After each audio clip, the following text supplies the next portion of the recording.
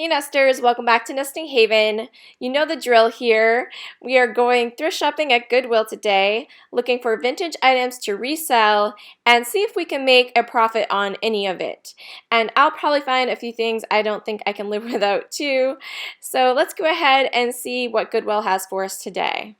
I normally don't get a chance to look at the bags and clothing and accessories like that, but I feel like it's always good to mix things up in the reselling world, and it is something that I plan to start looking at more and trying to resell and see how that goes, maybe just for the winter season and just give, a little bit of a break to the hard goods. I'm still definitely going to be getting hard goods as it is my niche, but I think it'd be fun to kind of try something a little bit new. So definitely look forward to learning more about this particular industry, and we will see how it goes.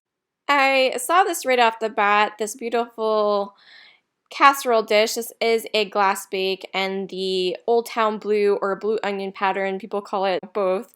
It said $2 as is, and as you could see on the handle, it was chipped. Now, had it not been chipped, I probably would have picked it up. These will sell for about $12 to maybe up to $14, and it's definitely better if you do have the lid. You're going to be able to get a little bit more for it, but still, if it was in good condition, I definitely think it would be worth to pick up in that particular pattern, since that pattern is, throughout Corelle and Pyrex items as well. A lot of people like to collect it, so. I did see a really neat pie plate down here. I like the apple pie, I like the graphics to this. The price wasn't too bad. This is put out by Hankook, and these sell for about anywhere between 14 to 18, I would say. This next one here, the cherry pie plate, is put out by a different company called Mount Clemens Pottery, but it's the same deal. They're really going to be worth about 14 to 18 depending on condition.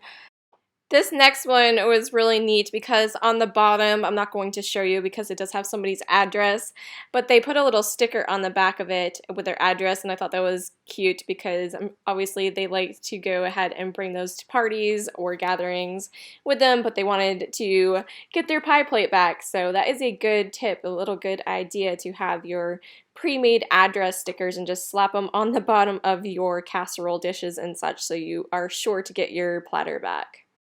I was pleasantly surprised to find some Franciscan Pickwick Whitestone plates here. I don't come across Franciscan at the thrift store very often, hardly at all, and so that was definitely a good find there. Franciscan is going to be a good seller for you if you do see it in good condition. It seems it doesn't really matter what pattern it is, they definitely sell nicely. I discovered this butter dish and it said $15 for the set on it. I wasn't familiar with what design it was. It did have that false graph feel to it, so sure enough it was false graph. They had a lot of coffee mugs in the set, which they don't sell for a whole lot, but when I looked up comps on that, I saw something that I've never seen before. They had these ice cream cones. They're actually, the ceramic, well-made false graph, but they're shaped just like ice cream cones with that same pattern around the top of it, and I love the idea that you could just have your ice cream cone but not have to actually eat the ice cream cone. And you know how when you're eating ice cream cones sometimes they can get soggy on the end and they'll start dripping down through, and I just thought it was very adorable, so stinking cute. Definitely go check that out if you've never seen those before either. They had this beautiful bird picture in the back. I'm not sure if it's intended to be a creamer or perhaps a syrup dispenser of some sort, but it was very beautiful. It was a New Hampshire state souvenir piece and very gorgeous. I love the purple on it, which seems to be kind of hard to find in decor. I also really like this here with a whale on it. I'm not sure its intended use. They had it in the kitchenwares. I feel like it would look nice in a bathroom for someone that designs in that nautical theme. Could make for a good toothbrush holder perhaps, or for makeup brushes. But yeah, it was really beautiful. I liked this plate as well. It is made in the USA, seemed to be of really good quality, had this really nice speckled blue. If you look closely, it almost appears to be blueberries throughout it. It's just really nice. It was put out by Homer Laughlin, which is well known for Fiesta ware. This here is really neat. There was only the one there. It appeared to be some type of a soup bowl, and it did have a chip in it, but I love that it had the fish on it. And yeah, it was really beautiful ovenware. If they had more pieces and it wasn't damaged, I definitely would have took that piece. I'm sure it would have sold nicely. You'll have to let me know in the comments below if you guys have any of that kind of fine china design that may have been passed down to you from your grandparents that you often see people just stow away in a cabinet just for decor purposes. I feel like no one ever really used it, maybe for a holiday. And you always hear people say that you should use your nice things, you know, like don't just put it away. If you guys are going to go ahead and go through all the effort to collect it and keep it, you should definitely use it. There's no point of just putting it in the cabinet and never using it. It's too beautiful, I get it, but you still should definitely use it. That's what it was intended for, so give it a good life. These collector glasses, there is a market out there for them, but I don't feel like they sell a whole lot to justify picking them up too much unless you can get them for really cheap. They do seem to have, you know, a decent amount listed a lot, depending on what it is. I was really excited about this next find. Like you guys know, I don't pick up the salt and pepper shakers too often, but I seem to have been the last couple weeks now. And those ones were from South Dakota. They had the wooden corks in it. They were super vintage. And I love my state ware, I guess. I don't really know what you call it. But those were so fun. And I know I have some people that watch my channel from South Dakota. People had commented, I don't remember what it was about, but we were talking about it. And I was surprised that there were so many people that were from South Dakota. So if you're watching this, shout out to South Dakota. The clear glass items, even if they're vintage, seem to be something I tend to overlook because I do tend to just go for color and that kind of 1950s kitschiness, but I have been appreciating them a lot more lately. And overall, I feel like when you're doing holiday dinners and stuff, it's kind of nice just to have a clear bowl so you can actually see the food that you made, and food itself you can kind of make artsy. So I don't know, I've been kind of getting into the clear glassware. They had this entire bag filled with this vintage glassware. I think they were just small, oh, I guess they're like dessert cups now that I'm looking a little closer. But they had it marked, I think, $8. And I see that design out and about, but I've never made, I don't know, I've never figured out what it was or just haven't bothered to look it up. So if you guys happen to know what that is called, definitely let me know. That way, if I see it again, I'll know if it's worth anything or not, because that bag was probably something I should have grabbed. Now you guys know I like Norman Rockwell quite a bit, and I've never seen these black and white style drinking glasses before. Weren't those super neat?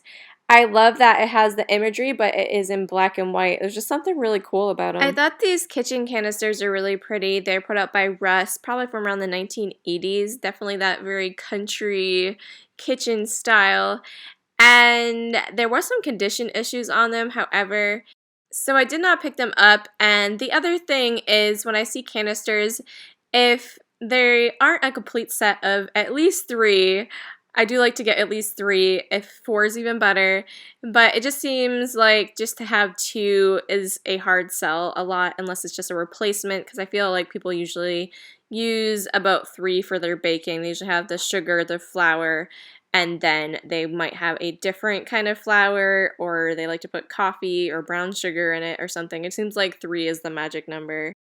Now it's time to play a fun game of Tetris in the glassware aisle, where you have to find a place for everything you're not interested in while you're trying to get the thing in the back.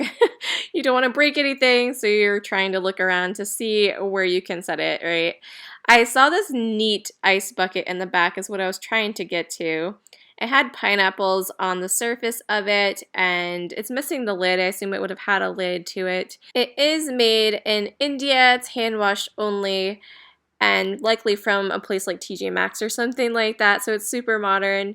But while it was in the back, I couldn't quite tell. It had some damage to it as well, but I thought it was really cute. I know pineapples are kind of a thing amongst some people, and it was definitely nice for maybe a summer party or get together, but I just think overall it wasn't really worth it. It's just too modern. I did glance at the lamps again. This particular Goodwill, they are in an area where they're very easily where I'm looking at the other stuff I will normally pick up, so I do kind of glance at it. I don't often see anything I like. I thought this was kind of neat that it was mix and match. It kind of looked kind of nice with the florals on it, and then that carousel lamp was kind of interesting as well. I think it's one of those ones that you can just touch with your hand to, dim it down. I used to go to my grandparents and they had those dim down lights where you touched, and I was obsessed with them when I was a kid. I thought they were the funnest things. Of course, you get yelled at, stop touching the light, stop touching the light, where you're like, it's just so fun. Look, it changes how bright it is. So yeah, I think those are kind of neat, probably a little outdated. I don't know if anyone really uses them anymore. I kind of like this heavy green glass and gold one down here, but yeah, heavy is the word. And this one looked like someone hand painted some ivy onto the milk glass. I don't think it came that way originally, but perhaps it did. I'm not super familiar. I would like to find a couple mid-century ones, very plain. I have an idea in my mind what I'm looking for, so I have been trying to look a little bit more often.